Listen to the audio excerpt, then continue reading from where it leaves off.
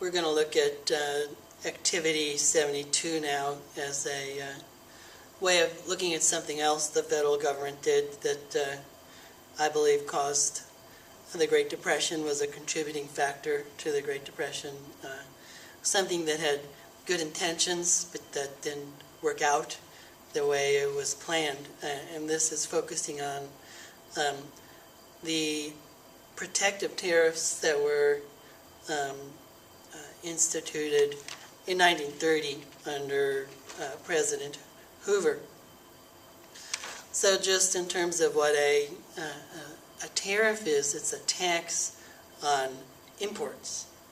So when people in other countries want to sell their goods in the U.S., if we want to have a tariff, that was the traditional way that the federal government got revenue. Prior to the income tax, there would be a tariff for the sake of revenue, and every time someone bought something from another country, there was a tariff, a tax on that import, and that would go into the Treasury. That was one of the main, that was the main way that the federal government got its revenue, in addition to excise taxes or sales taxes on some items, which were also important sources of revenue before the income tax.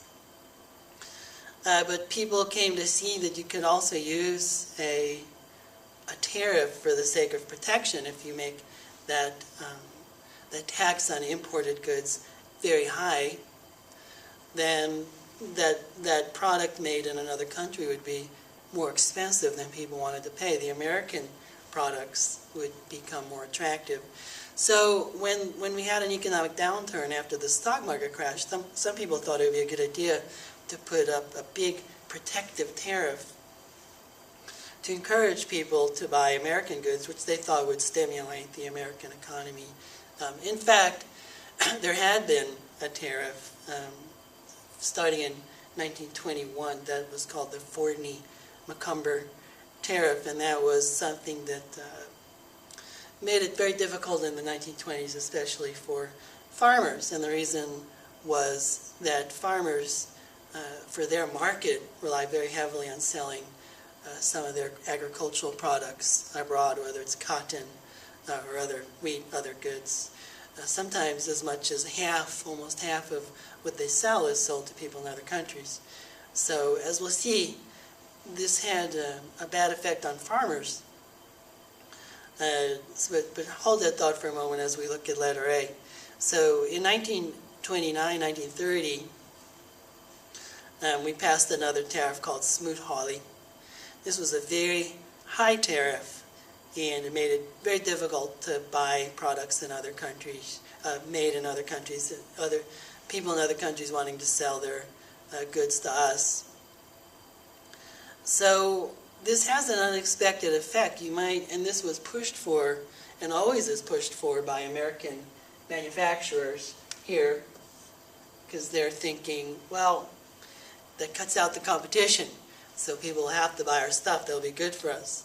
But the problem here is explained in letter B, is you actually want the other countries to prosper because they're your markets, so you want them to have a good economy so they can buy your stuff. So as soon as we put this big protective tariff here, number one, that really hurts people in other countries who want to sell stuff to us. Let me reach down right here. So France, we're going to put an unhappy face here. We're going to put an unhappy face on Germany, unhappy face on England. They can't sell their stuff to us, and they're also going to put protective tariffs against us, so you start a kind of trade war.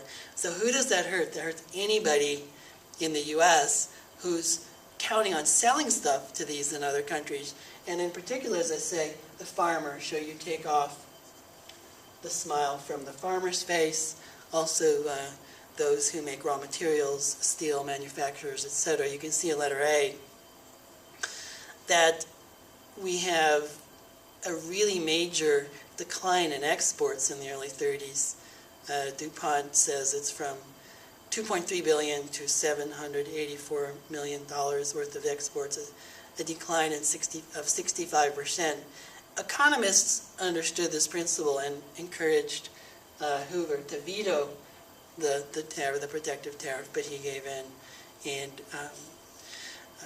as you can see in letter C, this was viewed by economists as a major cause of the economic downturn, because it ends up not helping anybody. I mean, we've seen it hurts people in other countries who are now not prosperous enough, don't have the dollars they need to buy our goods.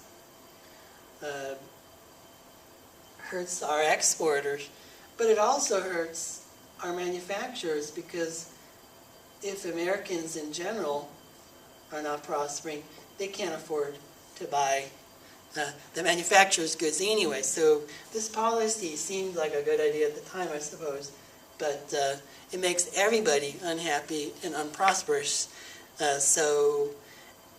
When Franklin Roosevelt was elected, there were some economists who were hopeful that he could be persuaded to remove the protective tariffs as a first step, a decisive step in bringing about recovery, and even something that would bring about recovery rather quickly. So what these economists say in letter C is, look what will happen here. You get rid of the tariffs. So now the people of France, and Germany, and England, they can now sell their stuff to us. So they're happy. Now the farmers and the steel manufacturers will be able to sell their products now to France, Germany, and England. We put a smile on their faces. And now that they're recovering, they'll be able to purchase the products of the manufacturers. So that's a problem has been solved, or so you might think. And before we get to letter D, one of the things that Anderson mentions in letter C is that agricultural products and raw materials are bringing ruinously low prices.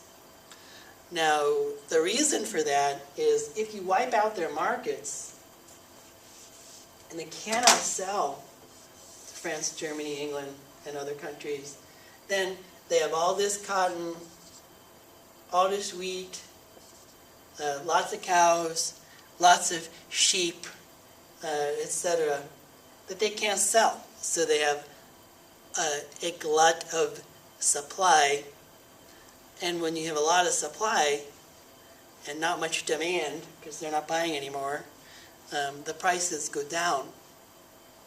But that's solved, as Anderson says. The moment you get rid of this, now you increase demand, and now the prices will go back up, and we'll live happily ever after. But in letter D, Roosevelt does not take this advice, tragically, I would say. And he thinks that there's a completely different solution.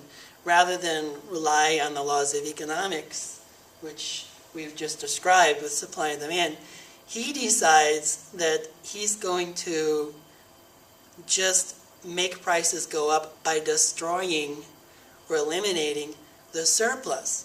So what he does, very literally, is destroys a lot of cotton, destroys a lot of wheat, destroys a lot of pigs and cattle, just buries them in the ground or plows them over, and now he thinks that he has solved something, because now the prices go up because you have a low supply combined with low demand. I would suggest that is not a long-term sustainable strategy. What you really want is a lot of demand for your products, and then that will bring about higher prices. And if you keep very low demand, very low supply, that's not a path to prosperity. And you can see it didn't work. I mean, that did not bring about recovery in the 1930s. So this was perhaps an opportunity that was missed by too much reliance on what government could do. In the next activity, 73, we'll look at some other things Hoover did, not as a bystander doing nothing, but as someone who's taking active steps, trying to use the U.S. government to bring about recovery and not succeeding, but really just succeeding in making things worse.